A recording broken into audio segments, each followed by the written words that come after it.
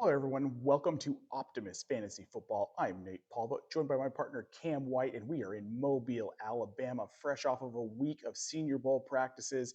And we have a lot to talk about to help you get through your fantasy football rookie drafts that are coming up before you know it. Cam, this has been an interesting week. We've had a lot of interesting play from all the different positions, and we've gotten a lot of film out of these guys. We've watched all of them through three practices, plus come to talk to them at media day. We've gotten a feel for who they are, the type of player they're going to be, what their skill sets are, and what they're working on. We're going to start, of course, with the quarterbacks. We're going to start with Sawyer Robertson out of Baylor. He's a big kid, right? He's 220 pounds, 6'3". Coming into this, we felt like he was the most pro-rated quarterback, and I still do kind of feel that way, though I do feel like there's some limitations with him, Cam. Yeah, when we've been watching Sawyer Robertson, we think that he's probably one of the guys that has the best footwork here. Very stable mechanics. Under pressure, he's looked really great. He's gone out and displayed that he has some ability to get out and run. We saw that in day three practices where he had a couple scrambles getting out of the pocket. Something that's been really consistent this past week is the defensive line just winning Yeah. the battle in the trenches. So the quarterbacks have not had a lot of time to get through all their progressions. It's been a little bit sloppy on the offensive end, so we're not seeing the quarterbacks really shine. That also says something about what this quarterback class is, though, Nate. Yeah, it does. Garrett Nussmeyer, for example, here, the quarterback out of LSU, 202 pounds. He's 6'1", a little bit smaller than Sawyer Robertson. He plays bigger, but we've seen a lot of issues out of Nussmeyer. He's been cracking under pressure. He's making a lot of mistakes when he's forced to run. His footwork has been poor. Coming into this, I was really high on Nussmeyer. I thought this is a guy who we were talking about in 2024 was ready for the pros, decided to come back for another year, which right now is kind of looking like it might have been a mistake, Cam. Yeah, when we were looking at his film prior to heading out here in Mobile, there were some things that we wanted to see get cleaned up. His footwork, especially under pressure, he's good rolling to his right, not good rolling to his left. But I've actually been kind of impressed over the last 3 days. Day one, there was some things he needed to clean up. Day two, I think we started to see that, and then day three, in these one-on-one drills where he's throwing to the wide receivers going up against the DBs, he was throwing some strikes, some really nice ball placement.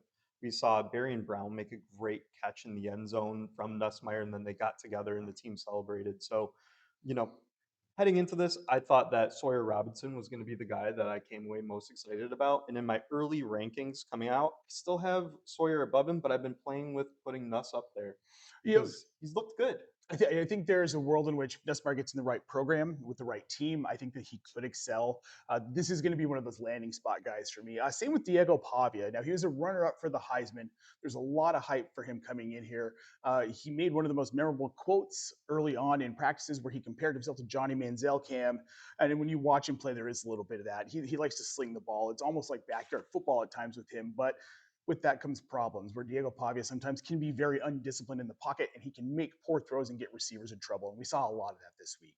We did see him throw over the middle, and if this was a live game, he would have had his wide receiver get decapitated. So there's a little bit of that. We have seen him do some scrambling, which we know he's good at.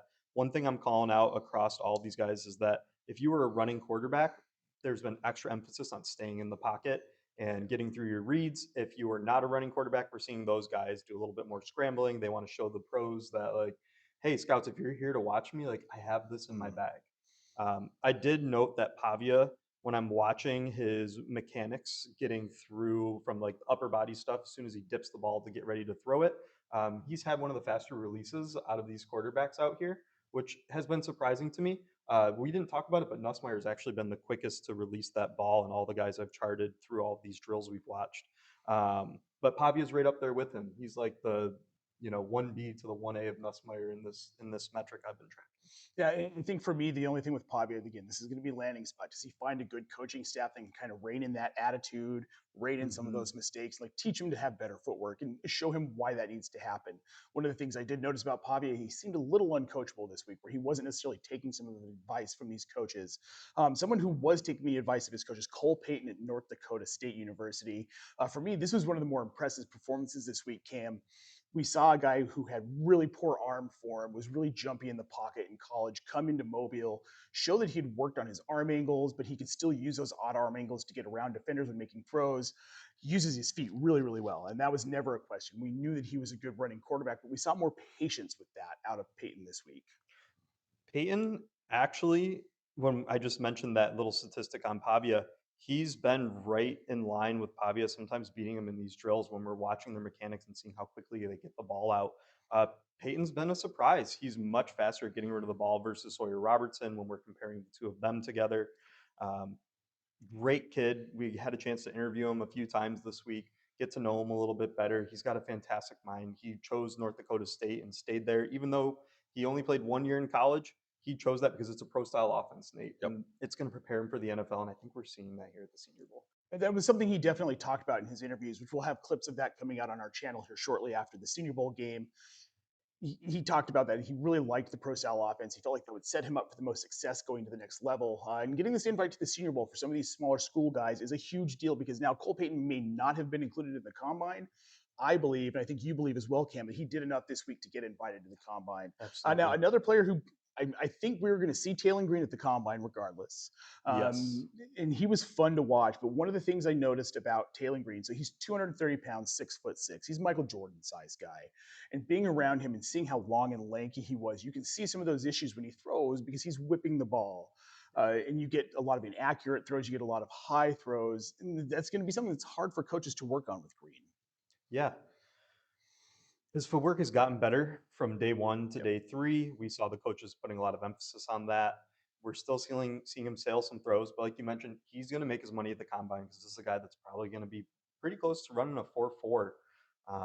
He gets quickly out of the pocket under pressure.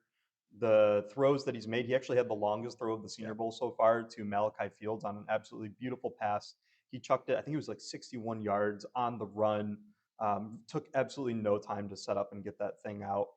So we know that's in his bag. It just is going to be coming down to like, can they tame that arm a little bit, improve the decision making? Yep. And if they can, he's going to move up draft boards. Yes, he will. My only issue is the short and intermediate throws. We saw this with Joe Milton a couple of years ago. He came with a lot of hype because he was very athletic, very Mm-hmm. quick.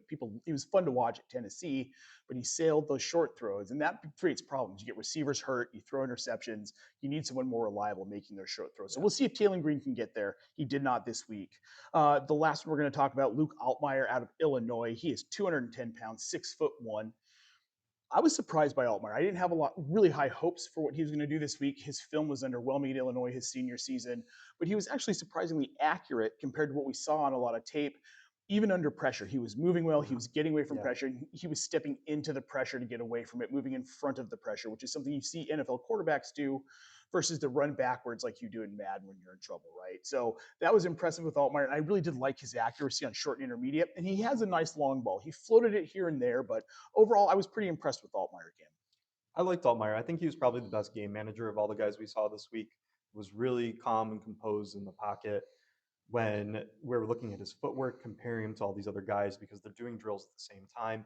He definitely had like the top end footwork compared to everybody else. Pavia is also right up there. I think they're probably neck and neck in my book.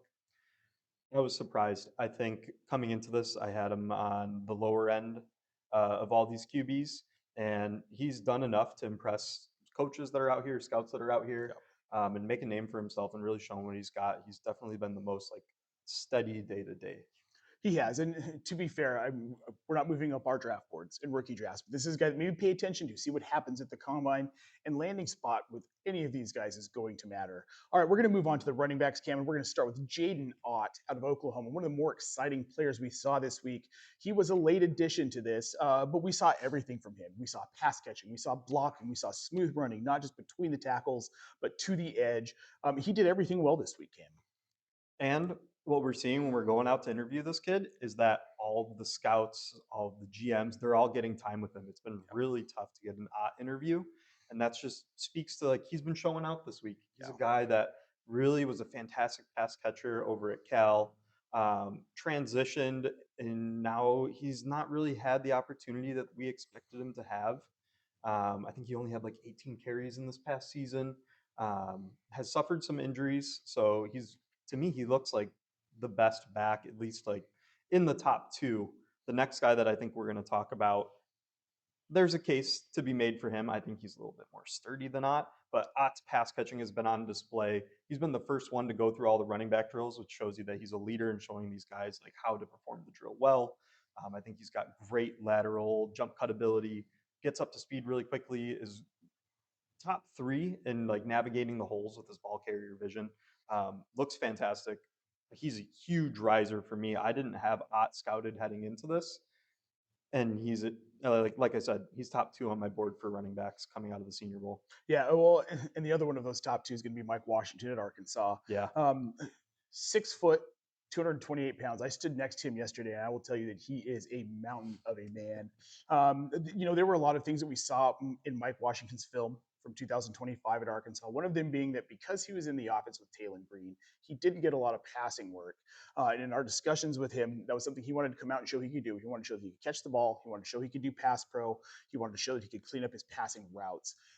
He accomplished all three of those things this yes, week and then some. One of the more impressive performances. This kid has a future in the NFL, and we've talked about it. He could be a day two pick very easily. absolutely.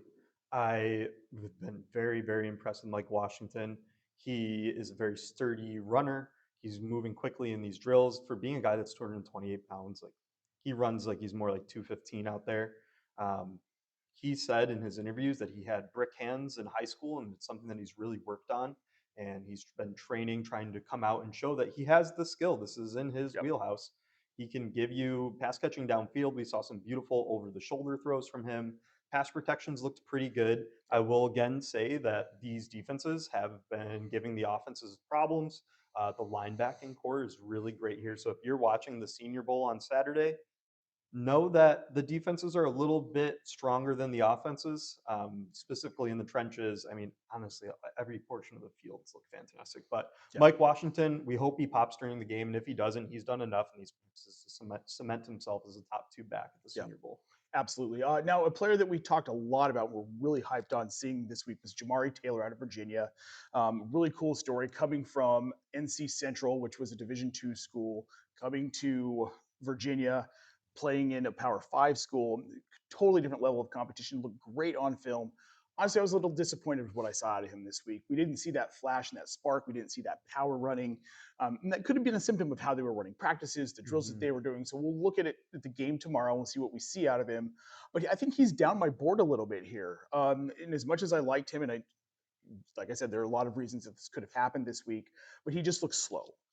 He wasn't catching balls. He got better on Thursday, the final practice. We saw him actually make some good catches on the sideline, get down, use his footwork. But there were some disappointing moments for Taylor. Yeah, Jamari Taylor was my favorite prospect coming into this of all the guys we watched, and we watched every single running back that was declared about a week before the Senior Bowl.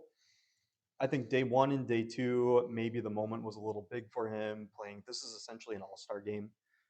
So he's been going through practices, learning, being challenged, and come day three, he started to pop out there. Yep. So there's hope for Jamari Taylor. We did see his pass catching improve. He scored some touchdowns when we were in the red zone drills. Yep. Looked good in the 2 minute drill.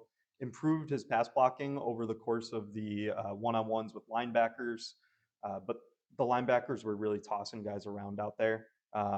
So it's tough to compare these running backs in all facets of the game when the defense has been so strong. But Jamari Taylor's still a name that you should be paying attention to. Yep. Maybe he's a third down back for a team, which I think he would absolutely smash in.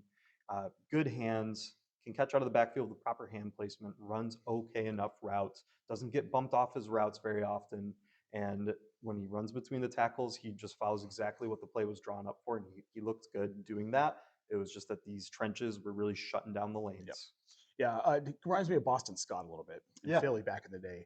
All right, we're going to talk about this tandem of Penn State running backs, Nick Singleton and Katron Allen. Two completely different skill sets, really, if we're being honest. And I know coming into this, we were a little bit down on Nick Singleton just in general. There were Mm-hmm. some things we saw in film that were great, but it was inconsistent. But what we learned this week, I think, Cam, is that Nick Singleton was meant to be more of the like pass catching fluid out there back. He's a smaller guy. He's not a power runner, and they didn't need him to be at Penn State, which is why we saw what we saw on film. We did see a little bit of between the tackles work from him this week, which I was really impressed to see, and he did it Mm-hmm. fairly well. Not to a point where I'm moving him up a draft board at all, but Katron Allen is a power runner. This guy is impressive. The problem with him this week was, and he stated this in one of our interviews, was that he came here to show people that he could catch passes. Mm-hmm. Folks, he cannot catch passes. All week he had balls bouncing off his body. He had problems in routes. He had a hard time creating separation. And at this point, I think we can say that he's a pure runner, which limits him in the draft and is going to limit him a little bit in fantasy. but also I think he's a guy who will be valuable, and I think he stays as a day two guy who's either around late round two or early round three pick. Katron Allen is locked in. We had an interview with Katron Allen, and he was all business. You can Yep. tell that he's here to work on his skills, and he's going to show you that, hey, maybe I can't catch passes right now. I wasn't asked to do it in college because they had Singleton, but he's putting in the work every day. Again, coming into day three, I saw a little bit more pass catching reps from him. He looked better. Days 1 and 2, he was letting balls get into his body, bad Yeah. hand placement, that sort of stuff. Um, I think he's going to look fantastic when he gets in the pros, and if he gets an opportunity to be a lead back somewhere, I'm going to be interested.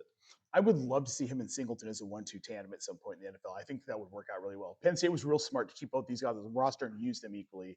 Now, former wide receiver Adam Randall out of Clemson. He was one of my favorite guys coming into this, and through interviews, we really were impressed with his attitude, his composure, him sticking with a program that he promised to. It was something he talked about during his interviews that he committed to Clemson. And when they asked him to move to running back, he said, "Okay, coach, I committed to you to Dabo Sweeney."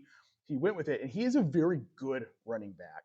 I'm not going to say that he's the level of Katron Allen. He's not at the level of Jaden Ott. He's not at the level of Mike Washington. Mm-hmm. He's a step below that. But what he does well, you wouldn't expect out of a converted wide receiver. He does everything well between the tackles. He's a very powerful runner. He's got big strides, big body, and he cuts fairly quickly. He can get to the edge and get downfield. What he can't do is catch passes. This was a repeated thing we saw all week. He has trouble in his routes. And yesterday, biggest concern for me was in some one-on-one drills, he kept losing his footing on his lateral cuts. That's going to be a problem in the NFL for a running back that is going to have to laterally cut on those shorter routes. He's going to be a pure runner in the NFL. There's very little hope for him being a pass catcher at this point. He just doesn't have good hands, and we see why he was converted from wide receiver to running cam.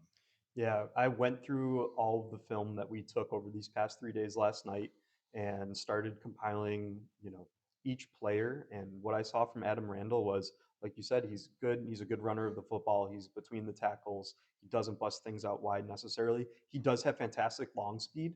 So if he gets away and he breaks one and the blocking is great, he has the ability to take it the distance. I think he's probably going to be a lot faster than people assume when you look at his size and weight. Yep. Fumbling was a bit of an issue this week for him. I think I recorded 2 or 3 fumbles Yeah, for we had a him. handful of them, yes. Yeah, so that's, protecting the ball is going to be important, especially in these games where the defenses aren't trying to wrap and tackle and hit as hard as they should. They're coming, and if they tap you on the side, they're saying like, "Hey, I could have made that tackle," and they'll let you finish the play. Shouldn't be fumbling in these situations, so that's a Yep. bit of a concern for me. Yep. All right, we're going to move on to South Carolina's Rasul Faison.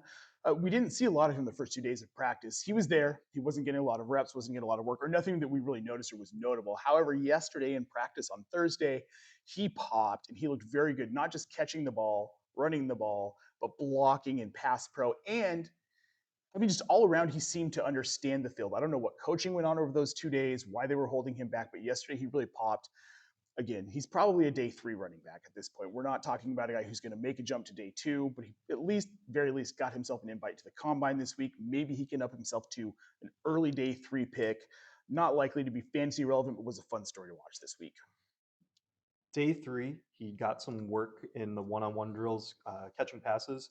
His very first rep wasn't great. The coach pulled him to the side, had a conversation. The next rep, he went out there and just had a great job juicing that linebacker that was trying to cover him. Proper hand placement to catch the ball, and it looked really great. I saw the burst this week. When he does get the ball and there's a rushing lane available, he goes from 0 to 60 very quickly. I'm excited for Faison. Wish he would have popped a little bit more this week. Maybe the moment was a little big because again, he was a smaller school guy before he went to South Carolina, so maybe there's a little bit of nerves playing in. But he did enough to be on people's radar. He Mm-hmm. looked good come day 3, and that's kind of what we see because days 1 and 2, you're installing offenses, you're Yeah. trying to gel with these guys. The defense is always ahead because it's a lot easier to play defense than it is to play offense while you're trying to get these playbooks and schemes down. So we're keeping the light on for Faison. Let's see what happens. Yep. Another guy we're going to keep the light on, but did struggle. The moment again seemed too big with him was Seth McGowan out of Kentucky. He's on the bigger side. He's 5'11, 215 pounds. That 215 pounds being on the bigger side for 5'11. I'm 215 pounds. So, wow, buddy. Good for you. Um, he struggled this week.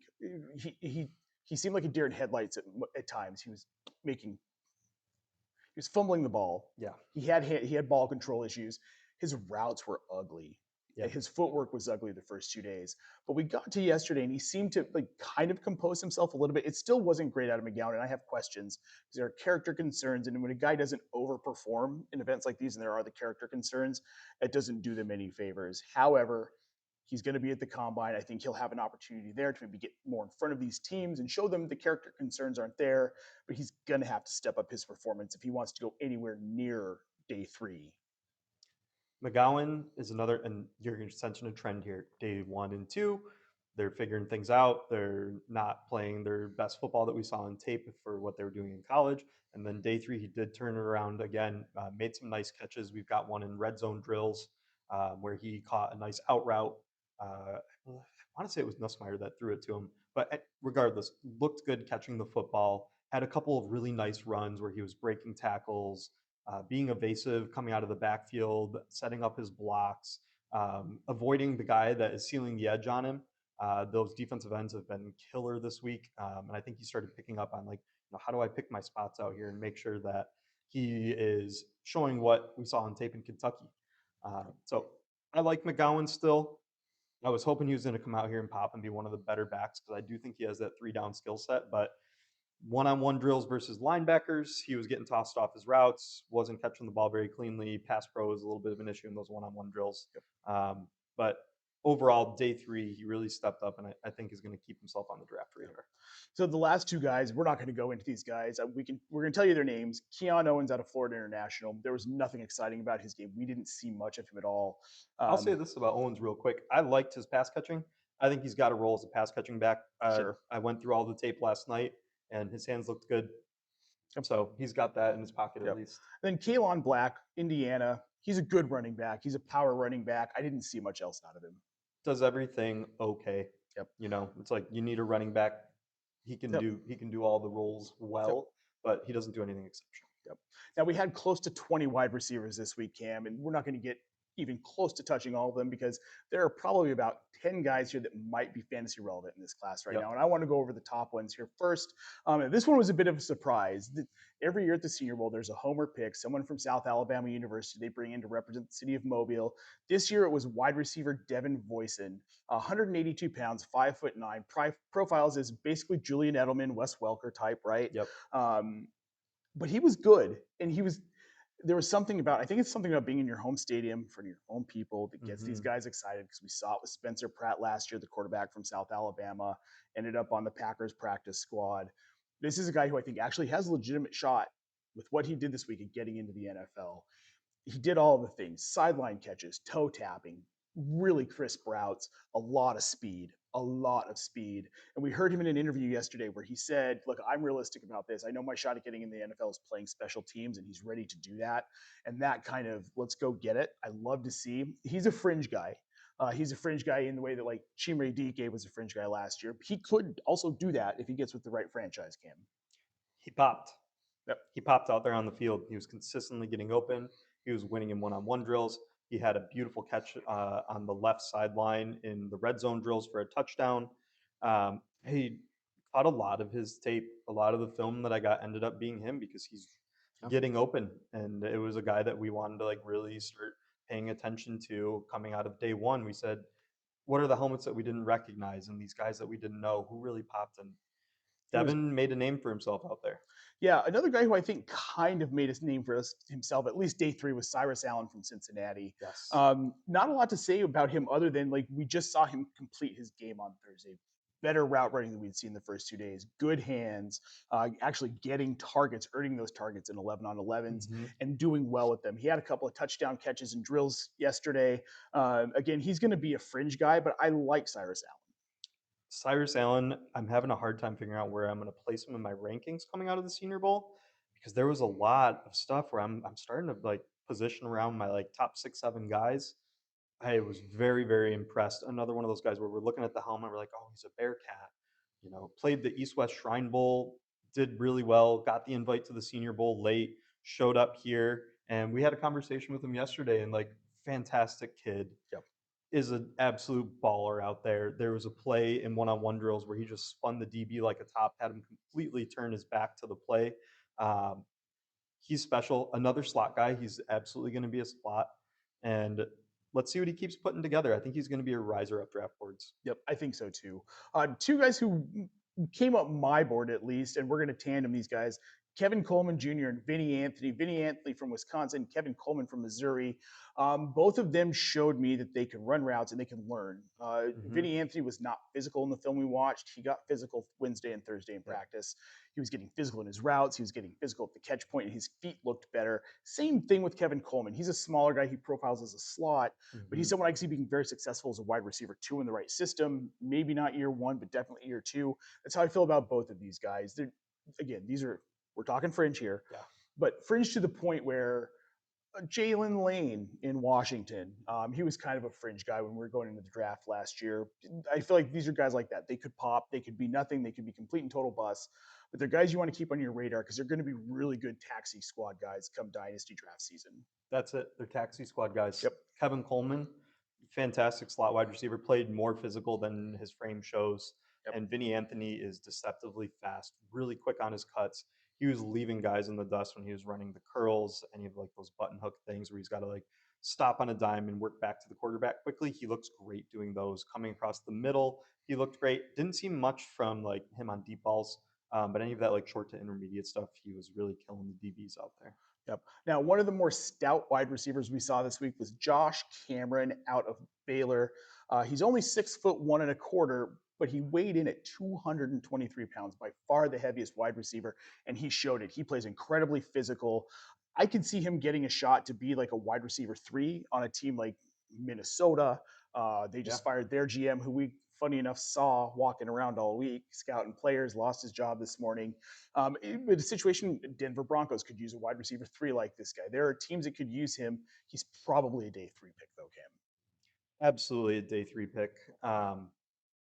He looked good out there. When we watched his tape playing at Baylor, they strap him to the right sideline and he ran like 90 to 95% of his routes on that right sideline.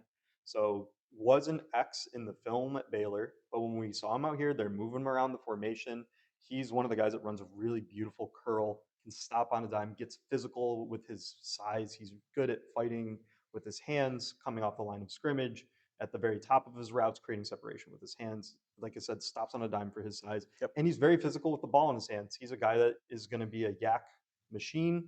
Yep. I mean, we're talking about a day three pick, so yak machine. Take that with a little bit of salt.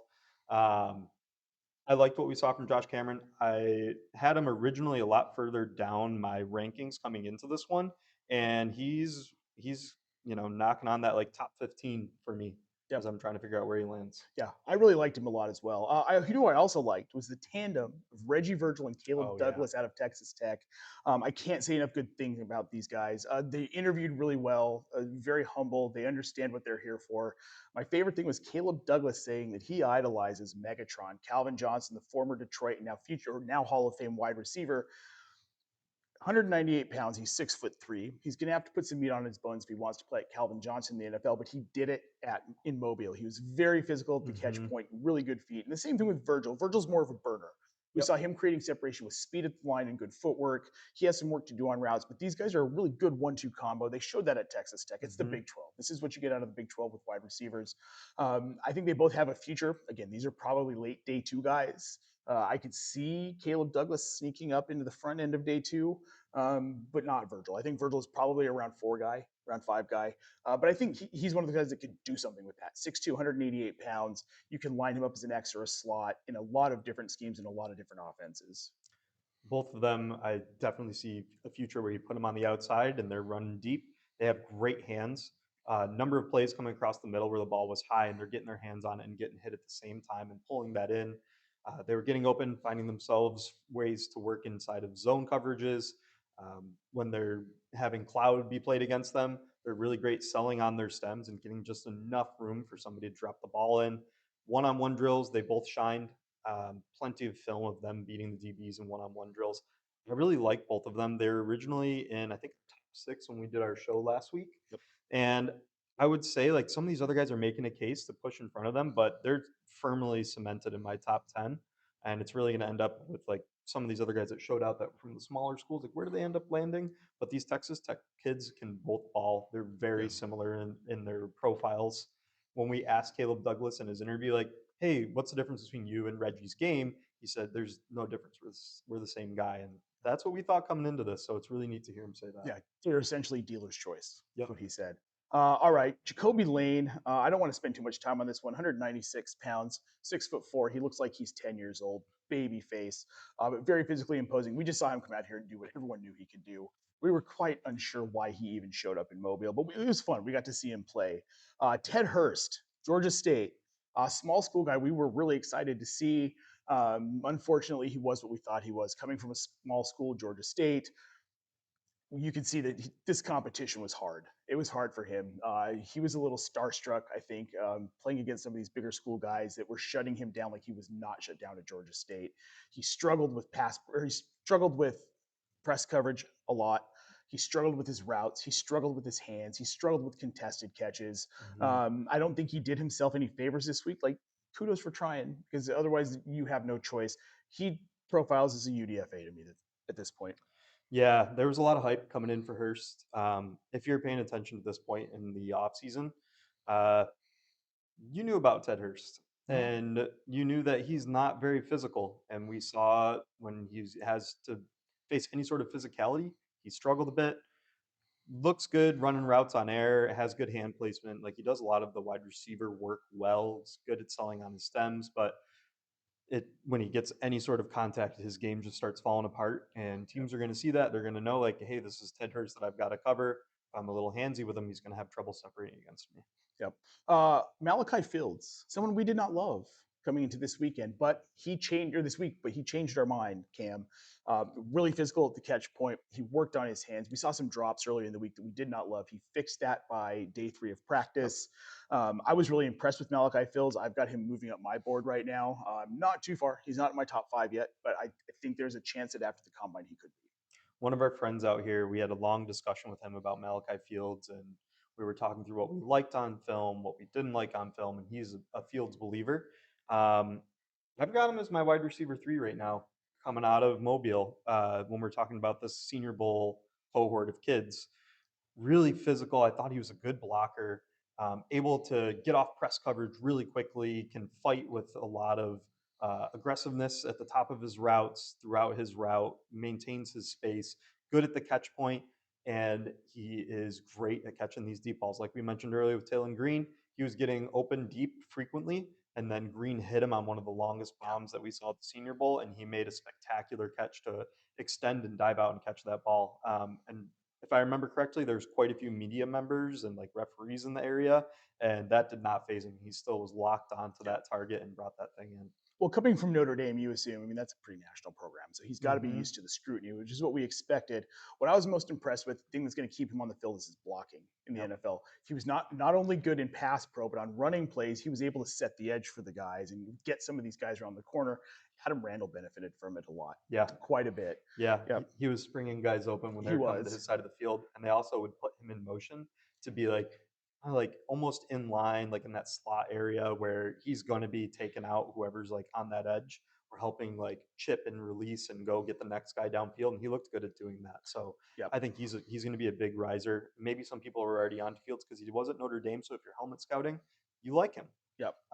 When we watched him at Notre Dame, they didn't ask him to do quite what we saw here at the Senior Bowl, and I think he really showed how broad his skill set is. Yeah. All right. Lewis Bond out of Boston College. We love this kid. Yeah, And I think this is one of the instances where we were really high on him coming in here, and I don't know that we were high enough. yeah, The kid can do everything. He's very physical. My only concern with him, Cam, is his size. He's 5'11", 197 pounds. I'd like to see him put on 10 pounds before the combine, which I'm sure he's been told here today, this weekend. It's just the fact of life for these smaller guys. They have to be beefier. He's a guy who's going to work the slot, but he can work outside as well. You're not going to knock him down. You've got to leg tackle him. You've got to ankle tackle him. He's not a guy who you can slam into to knock off route. hmm He's very physical at the catch point. Good hands. He's slippery. He runs well. Like we said, what can't he do, Cam? there's nothing he can't do. When we talked to him, he was mentioning that he wants to really display like his yak ability, that he's physical, that after he catches the ball, he's a threat and a playmaker. Mm-hmm. And that was on the film. We saw it here this week in Mobile. He runs the full route tree. You can line him all over the field. was absolutely tearing people up in these one-on-one drills. When we got to 11 on 11, he was finding openings. There was a beautiful corner that he ran where he got right in between the guy covering the flat and the person that was a little bit deeper in coverage behind him, and just made like fantastic catches all week long. Some beautiful things along the sideline. When we're watching these drills that they put the wide receivers through, he had fantastic footwork. He had, Um, yes. Oh, Lewis Bond is a name. He's a name you're going to want to know. You're going to want to reach for him in your rookie drafts.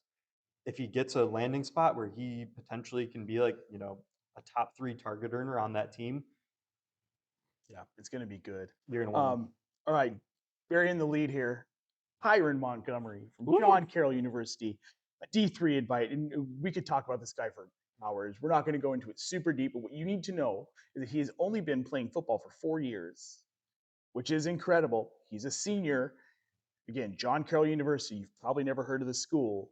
Uh, Walked on at LSU to play basketball, but that didn't work out. So he ended up doing some things to get himself in position to play college ball. He's learning the game still.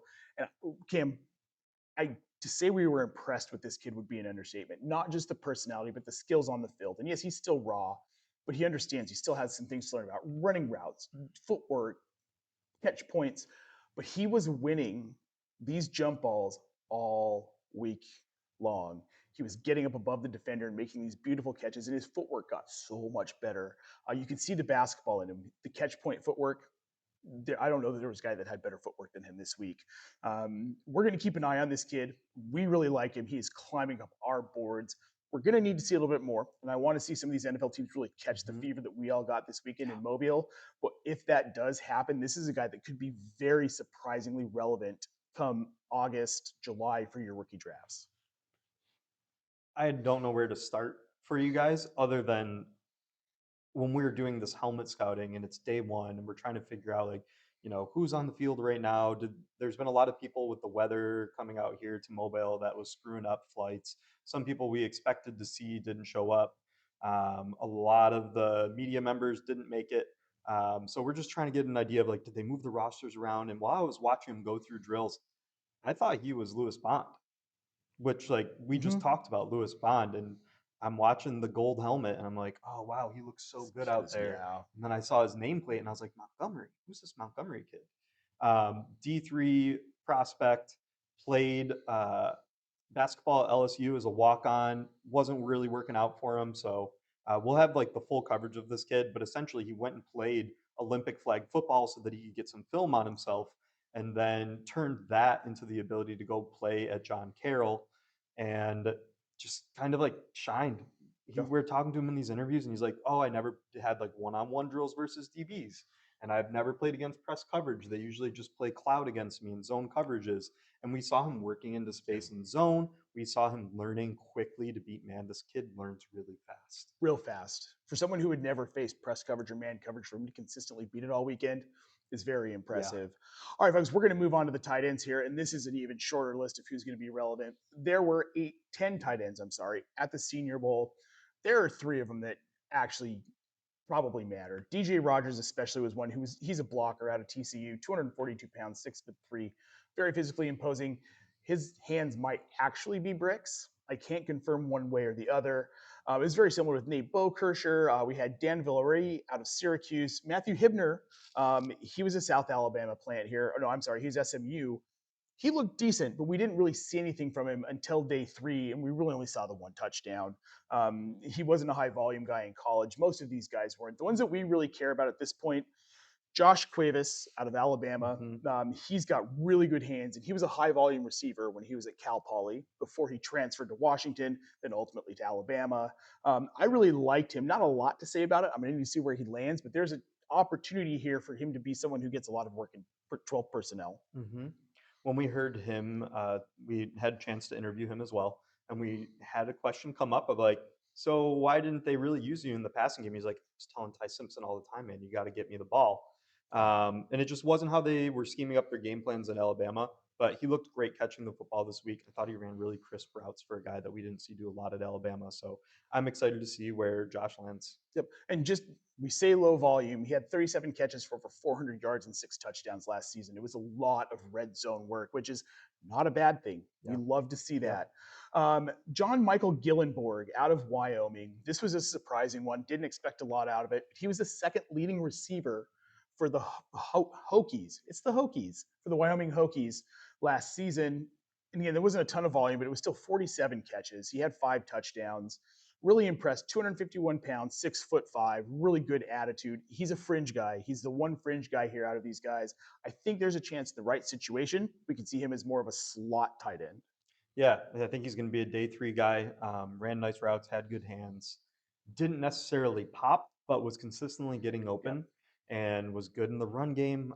We liked what we saw out of him. JMG wouldn't be surprised if he's like maybe like the back end of like round 5 or something around that range when teams are starting to be like, who do we need as the teams continue to run these 2 tight end sets? Yeah. And like the Rams are running a lot of 3 tight end sets this year. That's becoming a lot more popular. So there's a chance that some of these tight ends that we're going to talk about at the Senior Bowl, maybe they find roles in the NFL. Yeah, they very well could. The good blockers, if they have decent hands, a lot of times, I mean, guys like Will Disley, like he came Yeah. into the league as a blocking tight end, but 4 or 5 years in, he became somewhat fantasy relevant for 2 seasons. Yes. So some of these guys could be on that path. The two guys we do believe, though, I think these are the guys that we think have a shot to be fantasy relevant year one. Sam Roush Mm-hmm. out of Stanford, and we've got Tanner Koziel out of Houston. They're similar size, which is surprising because it Yeah. felt like Koziel was so much bigger. He's not even a full inch taller than Sam Roush. Mm-hmm. So we've got Koziel, who is 6'6", and we've got Roush, who is 6'5". They were both really good pass catchers. Roush would be the better blocker. Mm-hmm. I think we can Absolutely. agree on that. Koziel's he's skinny for his size. He needs to put on some weight. He wasn't a great blocker, but fantastic route runner. I mean, I can see both of these guys having top 10 fantasy finishes next season in the right situation. Absolutely. I think Roush is a guy that you can use him as a blocker. He can play all 3 downs. He's got great hands. He runs really nice routes. You can use him in the short and intermediate area. Didn't see a lot of him like going deep in any of the 11-on-11 drills, but he was consistently winning in the one-on-ones in the red zone. He's a big target, real strong hands. And then when we talk about Tanner Koziel, I think he's only 248 pounds, but he plays like a wide receiver out there. Like if he Mm-hmm. wasn't 6'6" and you put him at like 6'2", like he's got the skills of a 6'2" wide receiver Yeah. playing at 6'6". So Yeah. he was really, really impressive. Made some fantastic catches in the red zone. Um, Several highlight plays over the course of this practice. Didn't seem a lot in the intermediate areas of the field, but as soon as they got to the red zone, he was one of their high volume targets. Well, he's going to win every jump ball, and same with Yeah. Roush. It's just the guys that they are. That's what we loved about them so much. All right, guys. Well, I want to thank you so much for tuning in. Make sure you're following us here at OptimusFantasy.com. We're going to have a ton more content coming out ahead of the combine that we pulled from the Senior Bowl, and this stuff is going to stay relevant. You need to be paying attention heading into the combine. Don't waste your time staring at all the players. We'll tell you who to watch. Make sure you check us out, OptimusFantasy.com. Check out our Discord channel. The link is in the show description. Thank you so much for tuning in, folks. Like and subscribe. I'm Nate Polvogt for Cam Ward. We'll see you later.